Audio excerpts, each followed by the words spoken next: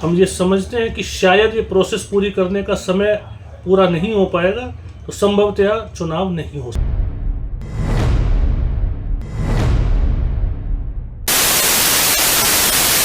नमस्कार, मैं जय निवास एक बार पुनः मौजूद हूँ दिल्ली बार एसोसिएशन एशिया की सबसे बड़ी वकालत करने की जगह 30 हजारी जो दिल्ली में मौजूद है।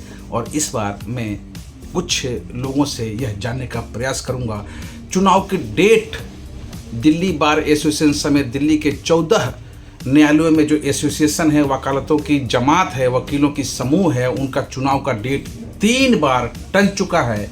कारण क्या है? अभी आगे 28 फरवरी को चुनाव होना तय था, उम्मीद है यह भी चुनाव टलेगा। इसी बीच कुछ सवाल के साथ हमारे साथ मौजूद होंगे DK Sharma, chairman executive committee of bar council of Delhi. आपको अच्छा लगे तो शेयर कीजिएगा और लाइव देखने के लिए हमारे साथ बने रहें। आपके स्क्रीन पर बिल्कुल लाइव आ चुके हैं doctor DK Sharma, advocate, chairman executive committee bar council of Delhi. Sir, आप बताएंगे यह जो इलेक्शन है यह पहली दफ़ा ऐसा हो रहा है कि दिल्ली के 14 जो कोर्ट है सब में एक बार होना है और इस वजह से लेट हो रहा है या फिर और कोई कारण है? सबसे पहले मैं सभी अधिवक्ता बंधुओं को नमस्कार। और जयनिवास जी, जहाँ तक इलेक्शन की बात है, इस बार पहली बार दिल्ली में सभी डिस्ट्रिक्ट कोर्ट में, हाई कोर्ट में और सभी ट्रिब्यूनल्स में हाई कोर्ट के आदेशानुसार एक ही दिन इलेक्शन होना निश्चित हुआ है और अभी उसकी डेट 28 फरवरी 2025 है। लेकिन कई कारणों से सबसे पहले जो मार्च में हाई कोर्ट का ऑर्डर आया था उसके हिसाब से 19 अक्टूबर को इलेक्शन होना था, अपरिहार्य कारणों की वजह से स्थगित हुआ। 13 दिसंबर को पुनः इलेक्शन की डेट फिक्स की गई। 13 दिसंबर से फिर एडजॉर्न होकर 7 फरवरी और अब 7 फरवरी के बाद में 28 फरवरी as on today date fix है। लेकिन मौजूदा हालात में ऐसा प्रतीत होता है कि शायद 28 फरवरी को भी चुनाव न हो पाए। मुख्य रूप से कारण कई हैं। एक तो कुछ कंडीशंस इस बार हाई कोर्ट ने की थी कि फ्री एंड फेयर इलेक्शन करने के लिए most important condition in that was the proximity card, कि every individual voter who is eligible to vote is to have the proximity card that will be necessary and mandatory for voting. Second was women reservation. Some seats for the women lawyers were to be sir, आप increased. हमारे दर्शक हिंदी भाषी हैं, आप please. अच्छा, कोई बात नहीं। हमारे सारे अधिवक्ता बंधु हिंदी और अंग्रेजी दोनों ही समझते हैं क्योंकि हमारी दिल्ली में हमारे कोर्ट की लैंग्वेज ही अंग्रेजी है, तो हम अंग्रेजी और हिंदी दोनों में हमारे अधिवक्ता बंधु अवश्य रूप से समझते हैं। लेकिन आप कहें तो मैं हिंदी में भी बात करूंगा जी। तो हमारे जो वुमेन लॉयर्स हैं उनके लिए एक रिजर्वेशन की बात थी कि उनकी सीटें बढ़ाई जाए। तो ऑनरेबल सुप्रीम कोर्ट के आदेशानुसार उनमें एक ट्रेजरार यानी कोषाध्यक्ष की पोस्ट वुमेन के लिए रिजर्व की गई। बाकी मेंबर्स में से 30% सीट उनको दी गई थी कि उनके अंदर आप 30% वुमेन रिजर्वेशंस कर देंगे। उसके अंदर क्या हुआ, सुप्रीम कोर्ट ने 7 जनवरी के ऑर्डर में कहा कि ट्रेजरार के लिए कोई standing at the bar mandatory नहीं रखा गया। यानी हम ये कह सकते हैं कि कोई भी लेडी अधिवक्ता, चाहे वो 1 साल की स्टैंडिंग है या नई बार में आई है या अप टू 10 ईयर्स है या 15 ईयर्स है, she can contest for that post. उसके अलावा बाकी जितनी लेडीज सीट थी उनके लिए ऑनरेबल सुप्रीम कोर्ट ने कहा कि उनके लिए 10 साल बार में स्टैंडिंग अनिवार्य है। तो उस एक मुद्दे में थोड़ा एनोमोली हमारी लेडीज लॉयर्स को लगी और उन्होंने फिर एक एप्लीकेशन ऑनरेबल सुप्रीम कोर्ट के सामने लगाई, जो एप्लीकेशन आज कोर्ट में आई और आज ऑनरेबल सुप्रीम कोर्ट ने उस एनोमोली को फिर ख़त्म किया, रिमूव किया, क्लैरिफाई किया। और उसके अनुसार जो 30% अमंग द मेंबर्स वुमेन के लिए रिजर्व किया गया, उसमें से आउट ऑफ 30 15% यानी कि हाफ ऑफ द 30 के लिए 10 ईयर्स स्टैंडिंग का होना जरूरी किया गया और बाकी के लिए 15% यानी कि 50% of the total reserve post उनके लिए कोई स्टैंडिंग का क्राइटेरिया नहीं रखा गया। मतलब that was with the intention कि यंग और एक्सपीरियंस दोनों का ब्लेंड हो जाए उसके अंदर। तो आज ही सुप्रीम कोर्ट ने, ऑनरेबल सुप्रीम कोर्ट ने ये ऑर्डर पास किया है। तो उसके बाद में 2 days for nomination for lady lawyers, क्योंकि जो इस एलिजिबिलिटी क्राइटेरिया में फिट होंगे उनके लिए 2 दिन के लिए नॉमिनेशन का टाइम दिया है। नॉमिनेशन के बाद फिर जो नॉर्मल प्रोसेस है, मुझे लगता है कि उनको फिर स्क्रूटनी, फिर विड्रॉल, ये सब प्रक्रिया चलेगी।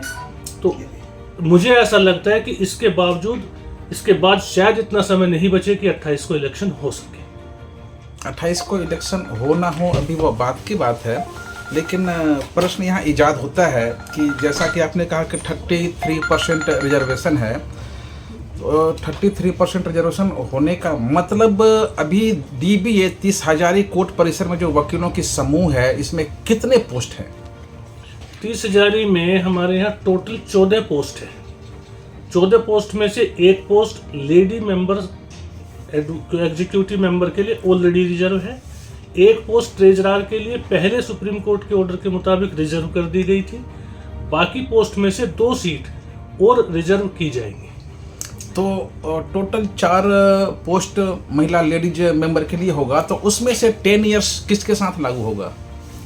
किसी भी पोस्ट पे, जिस पोस्ट पे भी एलिजिबिलिटी अब वो 10 इयर्स होगी, उस पोस्ट पे अब वो 10 इयर्स की महिला कंटेस्ट कर पाएंगी। जिसकी एलिजिबिलिटी खुद 10 इयर्स से कम होगी, उस पोस्ट पे 10 इयर्स से कम की महिला कंटेस्ट कर पाएंगी। तो इसका डिक्लेरेशन कौन देगा? वो हमारे कॉन्स्टिट्यूशन में ऑलरेडी लिखा हुआ है। तो अच्छा, आपने एक कार्ड की भी बात कही, वो कार्ड प्रोसेस में कहाँ तक है और कितने कार्ड 30 हजारी बार एसोसिएशन के थ्रू वकीलों के बनने हैं?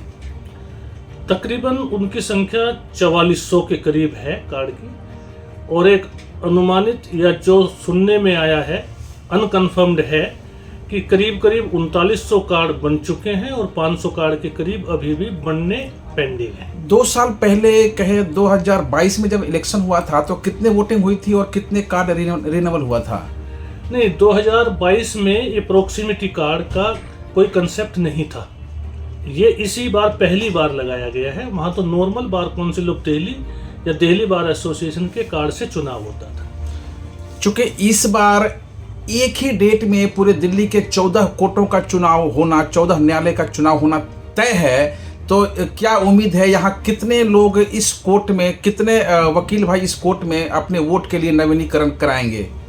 नहीं, यहाँ पे नवीनीकरण कराने की आवश्यकता नहीं है। जो डिक्लेरेशन फॉर्म भरना था वो ऑलरेडी भरा जा चुका, और उसके मुताबिक ही तकरीबन 4400 वकीलों ने अपना नॉमिनेशन दिया है जिनके प्रोक्सिमिटी कार्ड बनने हैं, जिसमें से करीब 3900 कार्ड आ चुके हैं। अभी 500 कार्ड बनने बाकी है। अगर ये कार्ड बन जाए तो चुनाव प्रोसेस में कहीं कोई विलंब की संभावना? उसके बाद फिर अभी तो यहाँ पे 30 हजारी के अंदर जो दिल्ली बार एसोसिएशन है, यहाँ अभी शेड्यूल भी डिक्लेयर नहीं हुआ है। फिर नॉमिनेशन की डेट होगी, फिर स्क्रूटनी की डेट होगी, फिर उसके विड्रॉल की डेट होगी। यह निश्चित है कि जो डेट अभी तय है 28 फरवरी का, इस डेट में इलेक्शन चुनाव नहीं होने वाला है? नहीं, ये तय हम तो इस बात को अभी भी नहीं कह सकते, क्योंकि ये शेड्यूल पे डिपेंड करता है। जो इलेक्शन कमीशन अपॉइंट होगा, जो रिटर्निंग ऑफिसर, क्योंकि सर शेड्यूल 21 दिन पहले लागू हो जाना चाहिए और अभी तक शेड्यूल का कुछ अता पता नहीं है, तो कैसे कह सकते हैं कि चुनाव 28 फरवरी को? इसीलिए ये उम्मीद है, हम ये समझते हैं कि शायद ये प्रोसेस पूरी करने का समय पूरा नहीं हो पाएगा, तो संभवतया चुनाव नहीं हो सकता। अच्छा, चुनाव नहीं होने से किस तबका को नुकसान है? चुनाव नहीं होने से जो अनसर्टेनिटी बनी हुई है, उससे समस्त वकीलों के बीच में ही एक असमंजस की स्थिति पैदा है। जो लड़ने वाले कैंडिडेट्स हैं, न वो अपनी तैयारी कर पा रहे हैं, न वकालत पे ध्यान लगा पा रहे हैं। दोनों ही तरफ से उनको परेशानी है। फिर बेनिफिट किस तबके को है और किस वक्त किस बेनिफिट भी हम किसी तबके को नहीं कह सकते, क्योंकि जिनका टेन्योर हो चुका वो भी प्रयास करते हैं कि चुनाव हो जाए। कुछ वकील लोगों का कहना है कि स्टैंडिंग कमेटी नहीं चाहती है कि दोबारा इलेक्शन टाइम पे हो जाए, इस वजह से अगर फिलहाल जो कुछ होना है वो बेनिफिट वो स्टैंडिंग कमेटी, जो फिलहाल कमेटी है, उसको मिल रहा है। नहीं, ऐसा कुछ नहीं है। कोई स्टैंडिंग कमेटी को कोई बेनिफिट नहीं है। वो अपना टेन्योर करते हैं, वो सेवा काल है उनका सेवा काल पूरा हो चुका, और उसके उपरांत भी अगर वो सेवा हमारी वकीलों की फ्रेटर्निटी की कर रहे हैं, तो इसको हम ये नहीं देख सकते कि उनको कोई बेनिफिट है। क्या आप संबंधित जज, संबंधित कोर्ट से ऐसा अपील करेंगे कि अगला डेट ऐसा आए जिस पे इलेक्शन हो जाए और जो भी संबंधित अथॉरिटी है वो अपने नियम और कायदे कानून के साथ ईमानदारी से दायित्व का पालन करे? कमेटी हमेशा नियम और कानून के हिसाब से ही दायित्व का पालन करती थी, कर रही है और आगे भी करेगी, क्योंकि अभी तक जो 4 डेट फिक्स हुई हैं वो ऑनरेबल कोर्ट के आदेश के अनुसार ही हुई है।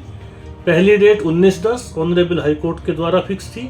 उसके बाद अपरिहार्य कारणों की वजह से एप्लीकेशन लगाई गई। हाई कोर्ट कन्विंस थी इस बात पे, और कन्विंस होने के बावजूद ही उन्होंने डेट को स्थगित किया है। जी हाँ, बार बार जो डेट स्थगित हुई है उसमें जेन्युइन कारण पाया गया और डेट स्थगित की गई। जी हाँ, हम घोषणा नहीं करते या उम्मीद कर सकते हैं 28 फरवरी को जो election Delhi bar association 30 Hazari समेत दिल्ली के 14 न्यायालयों में जो होना था वो शायद संभवतः नहीं होगा, चूँकि कई रूल रेगुलेशन है और कई अभी कमियां हैं जिसको पूरा किया जाना बाकी है।